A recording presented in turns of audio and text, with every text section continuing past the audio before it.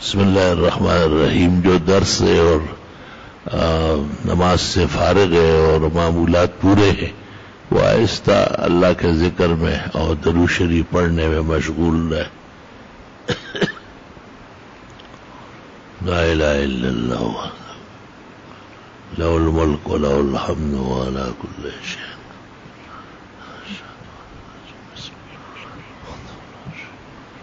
وَلَهُ الْحَمْدُ وَعَلَى كُلِّ شَيْءٍ.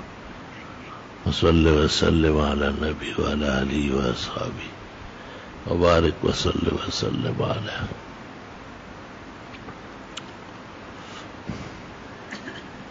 الحمد لله جل وعلا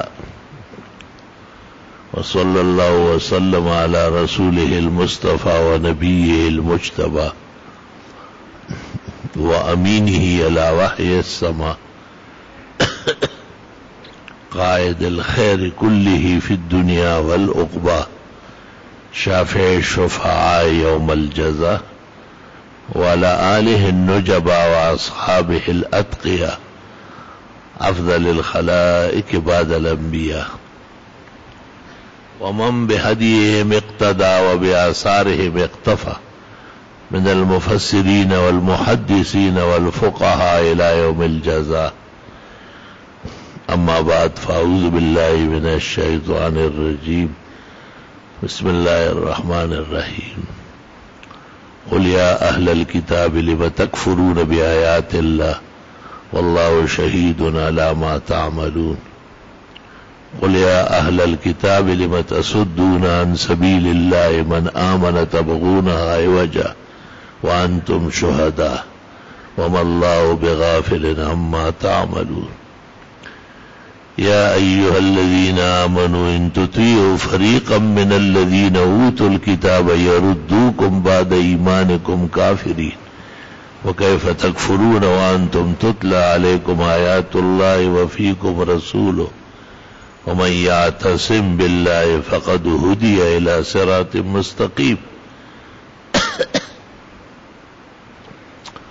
اللهم صل وسلم على النبي وعلى آله وأصحابه وبارك وصل وسلم عليه.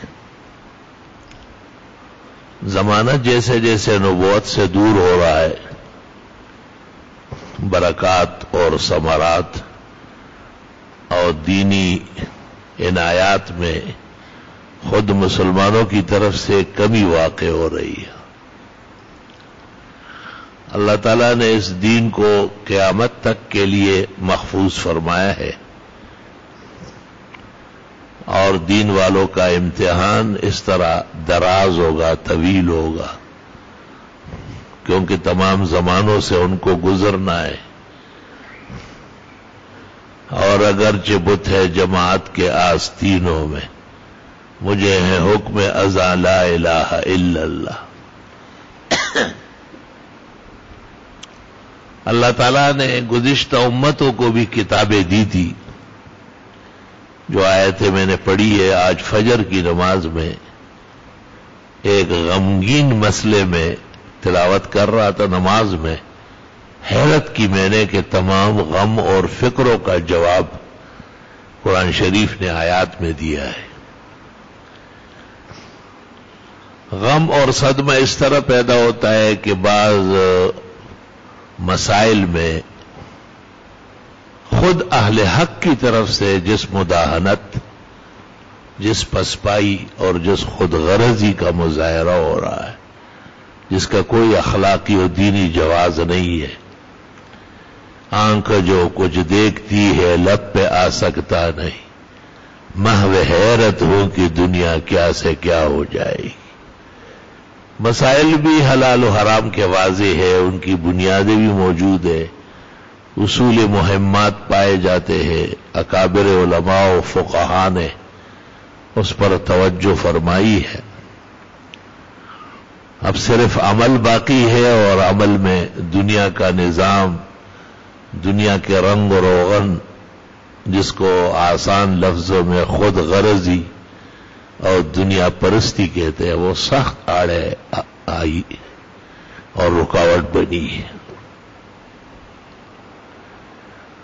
لوگوں کو یہ تو نظر آتا ہے کہ ایک سیاسی شخص کو بار بار عدالت عالیہ نااہل قرار دے رہی، نااہل پر نااہل.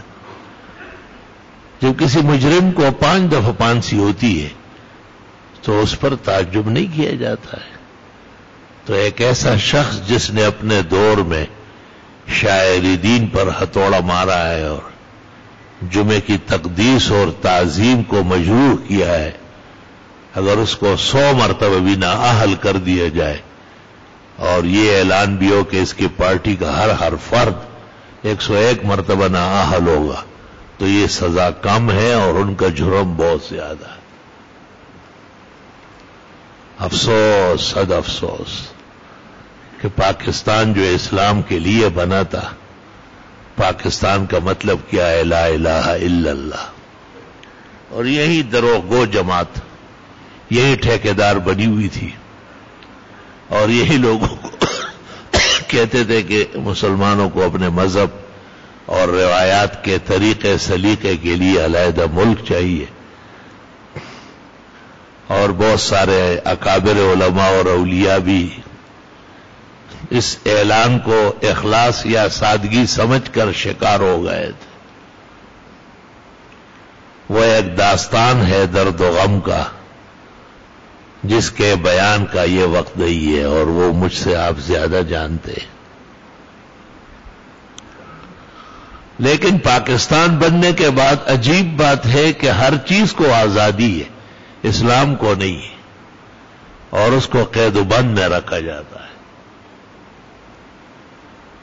دیکھیں ہمارے ہراول دستے کہتے ہیں کہ جہاد کا فتویٰ وہ ریاست دے. تو ریاست کیا چیز ہے؟ یہ ریاست کا ستون ہے جو 3 مرتبہ وزیر اعظم ہوا اور 3 دفعہ نااہل قرار دے کر بری طرح مار بگایا گیا. تو جس ریاست کا ایسا ستون ہو وہ ریاست اپنے آپ کو نہیں سنبھال سکتی ہے، وہ دوسروں کو فتوے کس طرح دے گی؟ اور بہت سارے مسئلے مسائل ہیں جو آئے دن پریشانی کے باعث ہے. گو ہم بالفعل سیاست میں ملوث نہیں ہے اور ہم سمجھتے ہیں کہ یہ ہماری سعادت ہے. مولانا کبھی کبھی مجھے کہتے ہیں ادھر جاؤ ادھر آؤ. میں نے کہا رہنے تو ہم نے آسان کام پکڑا ہوا ہے، بس یہیں بیٹھے ہوئے ہیں. اور ماں ہیچ نہ دارے مغمی پیچ نہ دارے لنگے زیر لنگے کے بالا نے غم دزد نے غمی کالا. اس کے لیے بڑا ہتھیار، بڑا وسیع سینہ، بڑا صبر و تحمل درکار ہے. اللہ تعالیٰ کا دین اللہ ہی کا ہے اور اللہ خود محافظ ہے. یعنی جن سے ہمیں توقع تھی کہ یہ اس کے کان میں کہیں گے کہ بھئی آپ نے جمعے کا دن اٹھایا ہے، بہت بدترین جرم کیا ہے، معافی مانگو اور کسی بڑے اچھے وقت پر کہو تاکہ عذاب ٹل جائے. تو وہ لوگ بھی آپ کے سامنے یہاں کہے گا کہ نہیں نہیں جمعہ ٹھیک ہے، وہ جمعہ صحیح ہے، جمعہ ہم سے کون چھین رہا ہے؟ شرم تم کو مگر نہیں آئی. جمعہ چھین چکا ہے، اس کی جگہ اتوار آ چکا ہے. جمعے کی حیثیت وہی عام نماز ظہر کی طرح ہے. یہ اور بات ہے کہ اسلامی ملک ہے اور مسلمانوں کی کثرت ہے اور مسلمان اس قسم کی بندر بانٹ کو قبول نہیں کرتے، ورنہ قانون کے اعتبار سے مدرسوں کو جمعے کے دن کھلا رکھنا ہے اور درس دینا ہے اور کوئی چھٹی وٹی نہیں ہے. چھٹی اتوار کو ہے جو مغضوبین و ضالین کا دن ہے. آپ کو یہ تعجب ہوگا کہ میں آئے دن یہ باتیں کرتا ہوں. اس کی وجہ یہ ہے کہ اس طرح میں اور آپ عذاب الہی سے بچیں گے کہ ہم شور شرابہ کر رہے ہیں کہ بھئی یہ ٹھیک نہیں ہوا ہے. اور جنہوں نے اس پر سکوت یا مداہنت اختیار کی ان کا حشر بھی آنے والے انتخاب میں دیکھ لیں. عبرتناک شکست، کائنات کی بدترین ذلت، سب کچھ ہوتے ہوئے سب کچھ صفر ہو. جن جن دے اسے اسپی نہ گڑان دے اسے. انسانوں کی قدر و منزلت اللہ تعالیٰ کے ہاں اعمال سے. جب اعمال نہ ہو تو نقصان بہت زیادہ ہوگا۔ ابو طالب جب مرنے لگا، بخاری شریف میں ہے، آپ سے بڑی محبت کرتا تھا اور بہت خدمت کرتا تھا، اور اس نے بڑے آڑے وقتوں میں نبی آخر الزمان کا ساتھ دیا ہے۔ اس میں سے کسی بات کا کوئی مورخ، مفسر، محدث انکار نہیں کر سکتا کہ صالح اور نیکی کے کاموں میں، نبوت کی خدمت میں وہ آگے تھا۔ لیکن یہ سب چیزیں تب ہوتی ہے جب آدمی مسلمان ہو، اور اسلام کے لیے کلمہ پڑھنا زبان سے اور اس کی تصدیق کرنا دل سے، یہ بہت ضروری ہے۔ آپ نے جزیرۃ العرب کے ایک بہت بڑے سخی کا ذکر کیا کہ اس سے انسانیت کو بڑا آرام ملا، بہت راتوں کو اونٹ کٹاتا تھا اور راہ گم گشتوں کو کھانا کھلاتا تھا۔ ان کے آدمی لوگوں کو بٹھا کے اونٹوں پر اپنے گھر اور اپنے شہر چھوڑ آتے تھے۔ تو آپ سے اچانک کسی نے پوچھا کہ اغفر لہم، معاف بھی ہے وہ؟ آپ نے کہا کلا ثم کلا، ہرگز نہیں، بخشش نہیں ہوگی۔ ما قال یوما قط رب اغفر لی، ایک دن بھی اس نے کہا نہیں تھا کہ یا اللہ میری مغفرت فرما۔ ایسی کوئی معتبری تھوڑی چلے گی کہ اس نے کہا تک نہیں ہے، اور صرف نیکیاں اور حسنات، یہ تو سب باتیں ہیں جیسے شاخیں اور پتے اور پھل اور پھول کا آرامد ہے، لیکن جہاں درخت کی جڑیں ختم ہو گئی، اب یہ چند دنوں کے مہمان ہیں، اب اگلے ہفتے آپ آئیں گے تو شاخیں سوکھ گئی ہوگی، پھل لٹک گیا ہوگا اور پھول مرجھا گئے ہوں گے، کیونکہ اس کی رشتہ ختم ہو چکا ہے زمین سے۔ بہرحال آپ نے باقاعدہ ان الفاظ سے کہا کہ یا عم قل کلمۃ احاج لک بہا عند اللہ یوم القیامہ، چچا کلمہ پڑھ لو نا، میں قیامت کے دن آپ کی شفاعت کروں گا۔ آپ اکیلے تھے یا دو چار صحابہ تھے، اور پورا مکہ جو تھا وہ کفار اور مشرکین سے بھرا ہوا تھا۔ شور مچایا صنادید نے، مکے کے مشرکوں نے اور ذمہ داروں نے کہ خبردار کہ ان کی باتوں میں آئے، اور یہ تو آپ کو اس طرح ڈراتے دمکاتے ہیں، اور آپ اترغب عن ملت ابیک عبد المطلب، بخاری، عبد المطلب کے راہ و رسم چھوڑ رہے ہو۔ اور اس وقت کہتے ہیں کہ ابو طالب نے اشعار پڑھے ہیں، وَلَقَدْ عَلِمْتُ بِأَنَّ دِينَ مُحَمَّدٍ مِّنْ خَيْرِ أَدْيَانِ الْبَرِيَّةِ دِينًا، مجھے یہ پتہ چل چکا ہے کہ دینوں میں سب سے بہترین دین وہ ہے جو حضرت محمد مصطفیٰ احمد مجتبیٰ صلی اللہ علیہ وسلم لے کے آئے۔ یہ سب معلوم تھا اسے، معلوم ہونا بھی کافی نہیں ہے، ایک جاننا ہے اور ایک ماننا ہے۔ جاننا ایمان نہیں ہے، ماننا ایمان ہے۔ وہ جانتا تھا، مانتا نہیں تھا، مانا نہیں اس نے۔ ہمارے بہت سارے بزرگ آبا و اجداد جو نہیں جانتے تھے لیکن مانتے تھے۔ یہ عجیب بات ہے کہ وہ اجمالی ایمان ان کا نجات کے لیے کافی ہے۔ لولا الہزار اوعار مسبت، اگر قوم کے لعن طعن کا اندیشہ نہ ہوتا، لوجدتنی سمحا بذاک مبینا، آپ دیکھ لیتے کہ میں کلمہ پڑھ کر اور آپ کی آنکھیں ٹھنڈی کر دیتا، لیکن میں قوم کو رسوا نہیں ہونے دوں گا، قوم پرستا، اور بہت زیادہ ملامت نہیں ہونے دوں گا ان کو۔ اہل سنت والجماعت کا اجماع ہے اس بات پر کہ خاتمہ اس کا ایمان پر نہ ہوا، اور لوگوں نے جو باتیں کہی وہ کمزور روایات، بھونڈی باتیں، علم کے میدان میں اس کی کوئی وزن و وقت نہیں ہے۔ یہی ایک تکلیف دہ مرحلہ ہے کہ علم کا معیار ختم ہوتا جا رہا۔ اس مقصد کے لیے دینی مدرسے بنے تھے، اس میں نصاب سلیبس رکھا گیا اور اس میں بڑے اونچے علماء پڑھانے لگے، اور پڑھائی پوری کر کے، شرطیں اور آداب پوری کر کے اخیر میں ان کو سند دیتے تھے، اس کے سر پر فضیلت کی پگڑی رکھتے تھے کہ یہ ہماری طرف سے عالم ہے، یہ دین کا کام کر سکتا ہے. آہستہ آہستہ وہ چیزیں بھی اب اور رنگوں میں بدل رہی ہے. وہ ایک بڑے بزرگ تھے ہمارے محقق الاثر شیخ الحدیث و تفسیر مولانا سرفراز خان صاحب صفدر رحمت اللہ علیہ، شیخ و مرشد تھے ہمارے. انہوں نے اس موضوع سے متعلق ایک دفعہ عجیب واقعہ سنایا. انہوں نے کہا ایسا ایک مسئلہ میرا اور کچھ بے دین لوگوں کا چل پڑا اور عدالت تک نوبت پہنچ گئی. کہ میں نے عدالت میں بڑے دلائل اور بخاری اور مسلم اور ترمذی اور ابو داؤد اور مبسوط اور بدائی پیش کی. تو کہا کہ عدالت کے ذمہ داروں نے کہا کہ دیکھو یہ تو ہمیں سمجھ آ نہیں رہی، ہم نے یہ علم پڑھا ہی نہیں.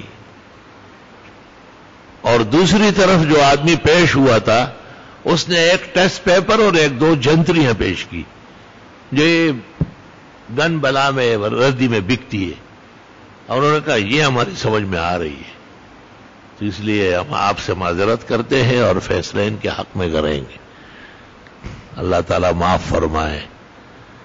اور اللہ جل جلالہ امن والو علم کی روسیائی سے اور علماء کی ناقدری سے آسمان و زمین کو محفوظ فرمائے.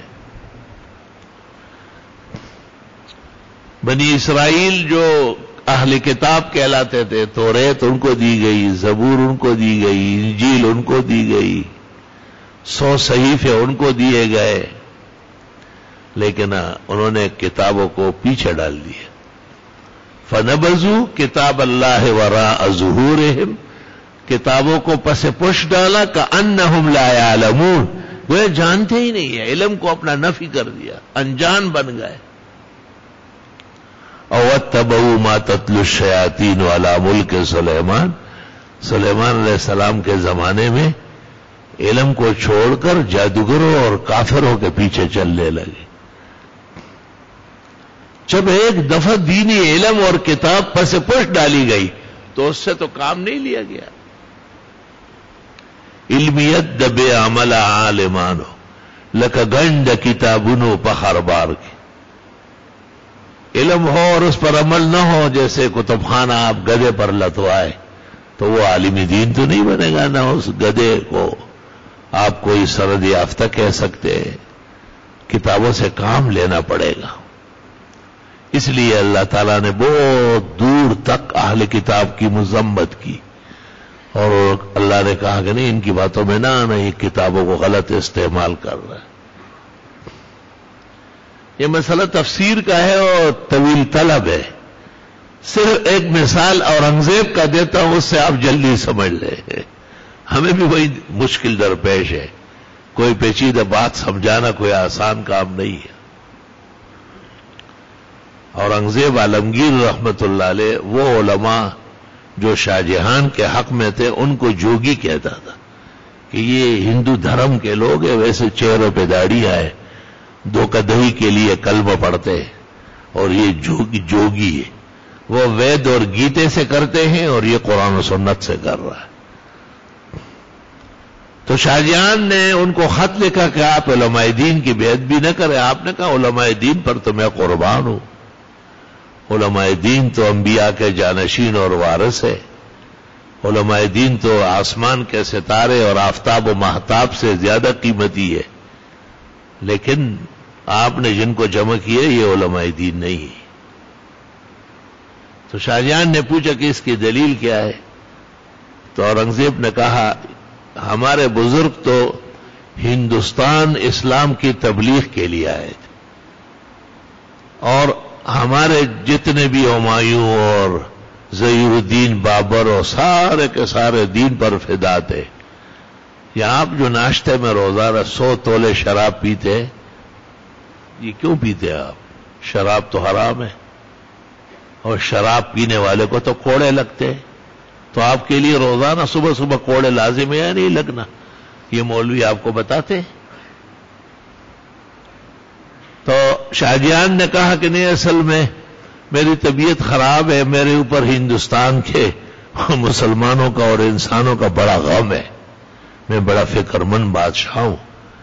تو تو میرے غم کو دور کرنے کے لیے شراب ایک علاج ہے.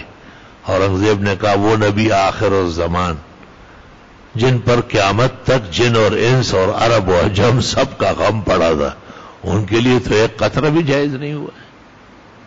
تو آپ کے لیے کیسے روزانہ 100 تولے اور 500 تولے شراب کے جواز کے فتوے دیے جا رہے ہیں؟ یہ ایک سخت ترین امتحان ہے، اور یہ امتحان آپ میری باتوں سے تھوڑا ہی سمجھیں گے. آپ خود اپنی نماز کو دیکھیں.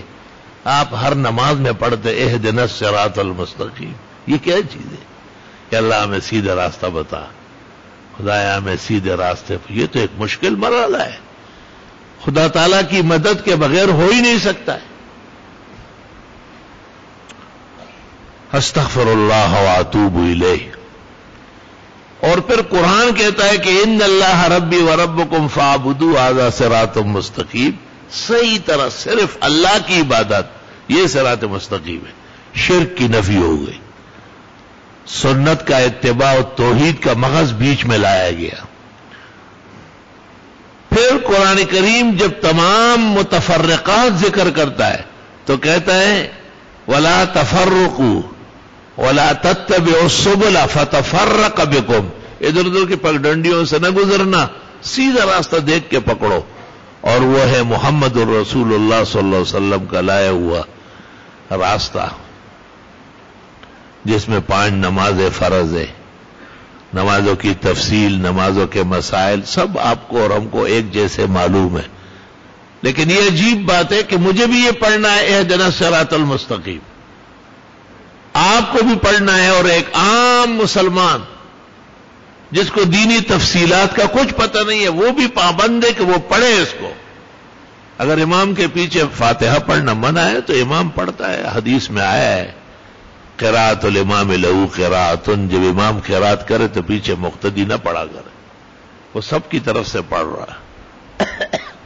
علماء کہتے ہیں مانن وہ بھی پڑھ رہا ہے، مانا و حکم کے اعتبار سے وہ بھی دعا مانگ رہے کہ یا اللہ ہمیں سیدھے راستے پر چلا، کیونکہ یہود کا راستہ تو خراب ہو گیا تھا. اور نصارہ کا راستہ بھی کہتے ہیں ایک کا راستہ بغض میں خراب ہو گیا، دوسروں کا راستہ محبت میں خراب ہو گیا. ایک فرقہ دنیا میں ایسا ہے کہ وہ امام ابو حنیفہ کو، مالک کو، شافعی کو، کسی کو نہیں مانتے. کہتے ہیں اماموں کی ضرورت نہیں ہے. ان پر بغض کا سخت اثر ہے. ابن تیمیہ نے رفع الملام میں لکھا ہے کہ ان پر یہود کا اثر ہے. یہود کی زبان بڑی پلیت تھی، بڑی گندی تھی. وہ ہر ایک کو اپنے جیسے سمجھتے تھے. اور دوسرے جو ہے نا وہ تو ماشاءاللہ بس انگوٹھے چومتے ہیں اور قبروں پر مر مٹتے ہیں، اور ان کو خوش کرنے کے لیے حلوے اور شیرمال بانٹتے ہیں، اور بس سب کچھ بزرگوں نے دیا ہے، بزرگ دے رہا ہے. زندہ ہے یا مردہ ہے، دنیا سے کب کے جا چکے ہیں، ان کا اس جان سے کوئی کام باقی نہیں ہے. لیکن اس کا حاجت روا و مشکل کشا یہ محبت کے غلط نظریے میں اس کفر بواہ کے مرتکب ہو گئے. قرآن کریم میں جب کہا کہ اہدنا الصراط المستقیم، خدایا میں سیدھا راستہ نصیب فرما، صراط الذین انعمت علیہم، سیدھے راستے پر جب آدمی چلے گا تو انعام و اکرام کا مستحق ہوگا. اور اگر سیدھا راستہ نہ ہو، غلط راستہ ہو، تو پھر خدا کے غضب غیر المغضوب علیہم اور خدا تعالی کی طرف نہ پہنچنا، ضلالت، بھٹکنا، اس جیسے امراض میں آدمی مبتلا ہو جائے گا. اور اتنی ضروری دعا ہے.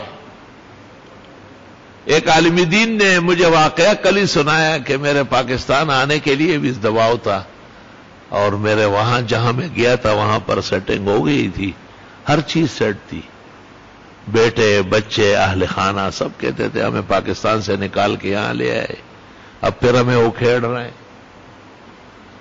کہ میں نے یہاں کے علماء دین کا مطالبہ، خواہش اپنے دل پر لیا تھا کہ میں اپنے بزرگوں کو، عالموں کو ناراض نہیں کروں گا. تو انہوں نے کہا میں نے اپنے بیٹوں اور بچوں کو کہا کہ تم روزانہ 1000 مرتبہ پڑھو کہ اللہم اہدنا الصراط المستقیم، یا اللہ ہمیں سیدھا راستہ نصیب فرما. کا کچھ دن جب گزر گئے تو متفق فیصلہ ہو گیا کہ نہیں، ہم کو جانا ہے اپنے آبا و اجداد کے وطن پاکستان میں، وہاں اپنا دینی ادارہ، اپنے بزرگوں کی عزت و ناموس، اس کا خیال رکھنا ہے۔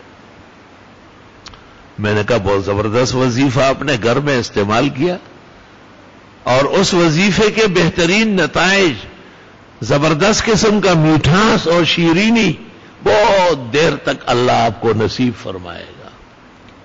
تو میرے بزرگوں، بھائیوں اور عزیزوں، بہت ہی تکلیف کا مرحلہ پیش آیا ہے۔ تکلیف میں اس کو کہتا ہوں کہ دیکھو، پیغمبر کے سامنے موسیٰ علیہ السلام کے ماننے والے یہود پکے دشمن ہیں آپ کے، پیغمبر کی آمد کے باوجود مسیح و عیسائی، عیسیٰ علیہ السلام کے بارے میں کفریہ کلمات کہنا اور ان کو خدا و خدا کا بیٹا سمجھنا، آپ کے سامنے ساری حشر نشر ہو رہی ہے۔ قرآن نے کہا لعن الذین کفروا من بنی اسرائیل، یہ بنی اسرائیل لعنتی ہو چکے ہیں، آپ ان کے بارے میں زیادہ فکر مند اب نہ ہو، حد سے بڑھ چکے ہیں، اب ان کی تباہی مقدر ہے۔ ایک زمانہ ان کا داؤد علیہ السلام کا تھا، اس میں اپنے مذہبی دن کی زیادتی اور بے ادبی کی تو وجعل منہم القردۃ، بندر بنا دیے گئے۔ یہ کہتے ہیں نال ہو گیا، پھر نال، وہ ادھر دیکھو، جس نے مذہب کے دن کو نقصان پہنچایا ہے، اللہ فرماتے قردہ، میں نے ان کو بندر بنا کے چھوڑا ہے۔ اللہ کا قہر بھی پھر جلدی ٹھنڈا نہیں ہوتا ہے، اللہ تعالیٰ کے قہر، غضب اور عذاب سے اللہ ہمیں محفوظ فرمائے۔ توبہ توبہ، استغفر اللہ واتوب الیہ۔ اور عیسیٰ علیہ السلام کے زمانے میں شاعر کی بے ادبی کرنے لگے، ان سے کہا کہ مل جل کے کھاؤ آسمانی نعمت ہے، انہوں نے کہا نہیں، ہمیں اونچ نیچ ذات ہے، ہم کو فرق کرنا ہے، اور انبیاء کی سنتیں اور پیغمبر کا روش اس کو ایک طرف کیا اور اپنی غلط رنگوں میں آگے بڑھنے لگے۔ والخنازیر، تو اللہ نے خنزیر بنا دیے، وعبد الطاغوت، اور اتنے مجبور ہو گئے کہ سرکش اور غلط لوگوں کے پیچھے چلنے لگے، نافرمان اور ظالم اور شاعر کے قتال اور سفاک، وہ ان کو نظر ہی نہیں آ رہا ہے۔ کمال ہے، پورا جہان اب جاننے لگا ہے کہ نبوت محمد رسول اللہ صلی اللہ علیہ وسلم پر مکمل و ختم ہو گئی، آپ کے بعد قیامت تک کوئی نیا نبی نہیں آئے گا۔ لیکن کچھ ایسے بد نصیب نہیں ہے مرزائی اور قادیانی جو اپنے وہ انگریزوں کے زرخرید غلام احمد قادیانی کو مسیحی موعود اور مہدی وغیرہ کے عنوانات دے کے گمراہ ہو رہے ہیں، بے دین ہو چکے ہیں۔ تو سوال یہ ہے کہ عیسیٰ علیہ السلام یا امام مہدی یہ کوئی ڈکی چھپی چیزیں ہیں کہ وہ اس شخص کو، انگریز کے کاسلیس کو کہتے ہیں کہ وہ جو احادیث میں عیسیٰ علیہ السلام ہے اس سے مراد یہ ہے، اور وہ جو احادیث میں ہے کہ آخر زمانے میں ایک مہدی ظاہر ہوگا، وہ بھی یہ ہے۔ بالکل اس عاجز اور فقیر کے خیال میں یہ جو بینک کو اسلام کہا گیا ہے، میرے نزدیک یہ 1400 سال اسلامی تاریخ کا دوسرا بڑا دھوکہ ہے۔ انہوں نے بھی احادیث مسیح موعود کی لی، مہدی کی لی، لیکن آگے اس کا مصداق بدل دیا۔ اس عیسیٰ کی ضرورت نہیں سمجھی گئی جو قرب قیامت میں آئیں گے، ان کو مرا ہوا کہا۔ آئے مہدی کے آمد، یہ تو مولویوں کے قصے کہانی ہے، اور مرزا صاحب دونوں ہیں، والعیاذ باللہ واستغفر۔ بالکل اسی طرح بینکرز اینڈ کمپنی نے بینکوں کے سواد کو آگے بڑھانے کے لیے کفالہ، مرابحہ، مشارکہ، مضاربہ یہاں سے لے لیا ہماری کتابوں سے، لیکن مصداق اس کا بینک بنا ہے، مصداق تبدیل ہو چکا ہے۔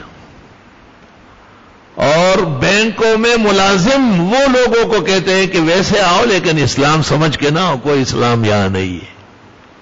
لیکن ہمارے سیاسی زعماء بھی کیچڑ والے چشمے پہن کر کے دوسروں کو خوش کرنے کے لیے ناجائز اور غلط تب کیا جا رہا ہے. جیسے ایک کو پٹا دیا نا اور روزانہ اعلان ہو رہا ہے نال نال نال، کچھ بھی نہیں، بیکار ہے، کچھ بھی نہیں کرے گا. وہ وقت دور نہیں ہے کہ یہ جو اسلام کے نام کو بینک جیسے غلیظ اور نجس پروگرام کے ساتھ ملوث کیا ہے اور زبردستی لوگوں کے گلے سے اتارا جا رہا ہے کہ یہ اسلامی بینکنگ کیسے ہوگی. اسلامی بینک، تمام بینکوں کا نظام اسٹیٹ بینک کا تابع ہے. اسٹیٹ بینک عالمی مارکیٹ کا ممبر ہے، ہراول دستہ ہے، اور عالمی مارکیٹ خالص ربا پر چل رہا ہے.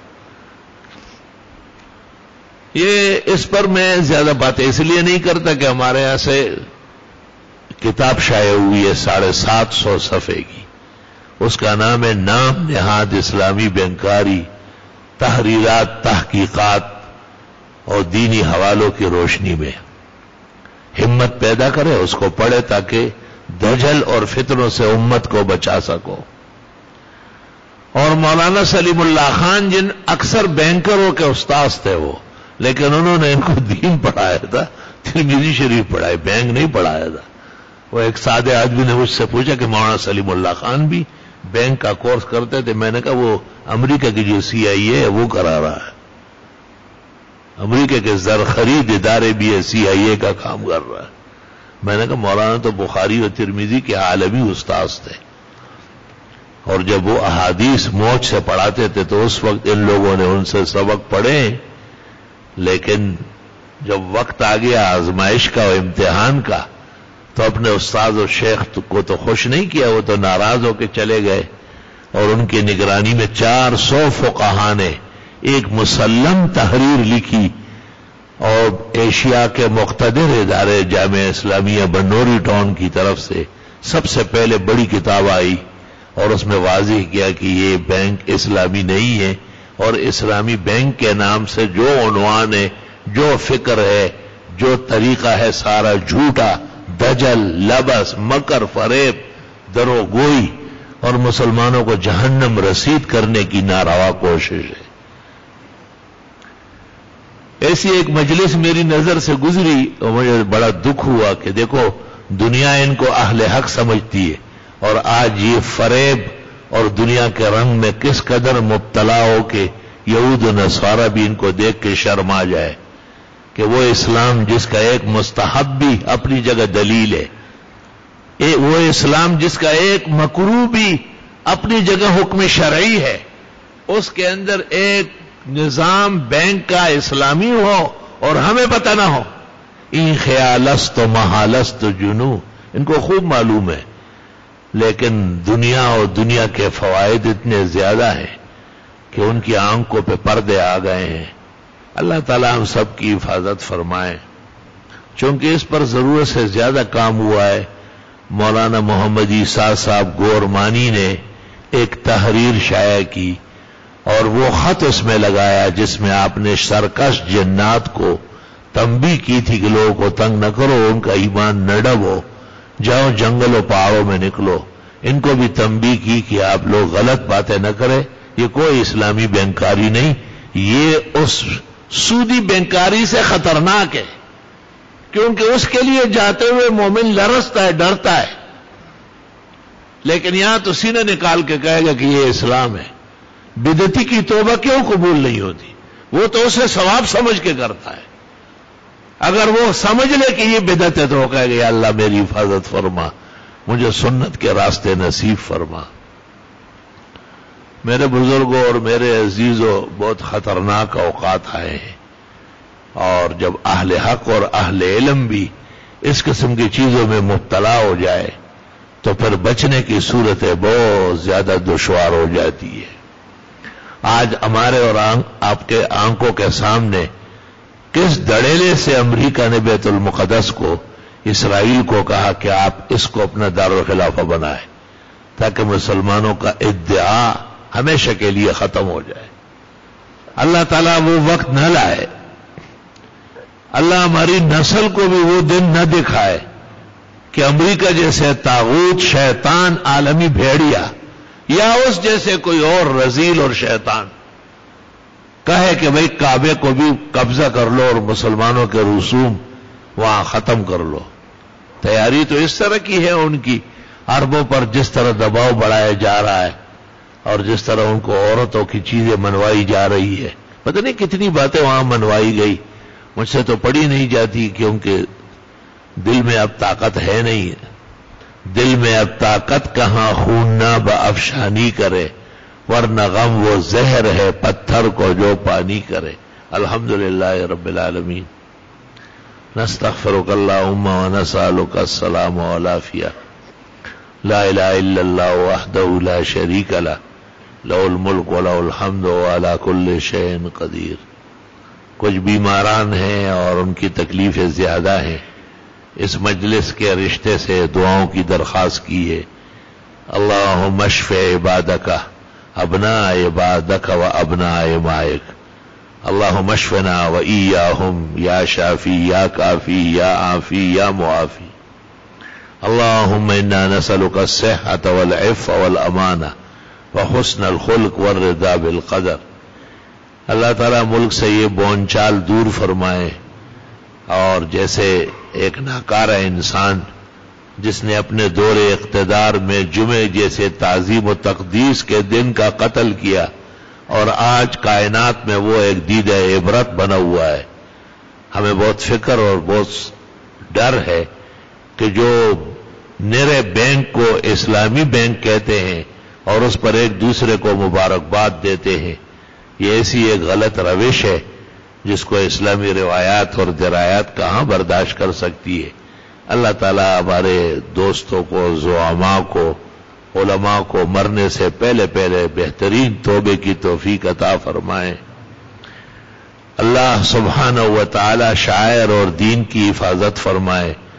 علماء جو رائے حق پر ہے، اور وہ علماء جو ورثۃ الانبیاء ہے، وہ علماء جو دینی عظمت اور دینی عزائم اور بلندیوں پر روان دواں ہیں، اور انہوں نے ہر تکلیف، ہر رنج اور الم کو قبول کیا، لیکن دنیا کے رنگوں سے و فتنوں سے اسلام کو اور مسلمانوں کو، ان کے عقائد و اعمال کو بچانا چاہا ہے.